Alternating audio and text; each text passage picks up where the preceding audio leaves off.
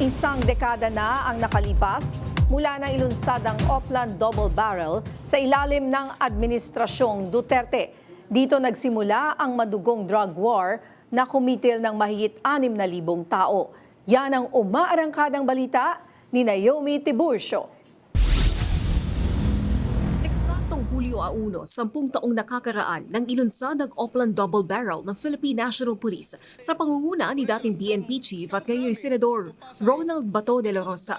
Sa ilalim nito, ipinatupad ang tokhang na layuning katukin sa kani-kaniyang bahay ang mga drug user at drug dealer para hikayating sumuko sa otoridad. Pero sa unang araw ng implementasyon nito, umabot sa 39 ang naitalang drug-related killings ayon sa Philippine Center for Investigative Journalism. At matapos ang 6 na taon, lumobo ito sa 6,000 ayon sa Philippine Drug Enforcement Agency.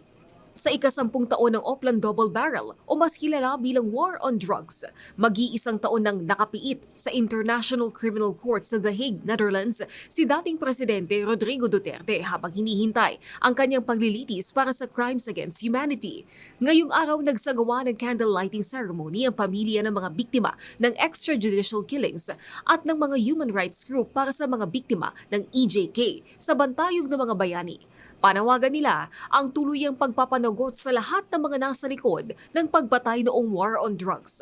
Ayon sa legal representative ng mga biktima ng war on drugs, nagpahiwatig ang presiding judge ng ICC na maaari na magpakita si Duterte sa susunod nitong status conference sa Setyembre matapos ang ilang beses sa pagpapaliban sa pagdalo sa mga pagdinig. Nakalatag na po yung mga reports na kakailanganin po ng trial chamber.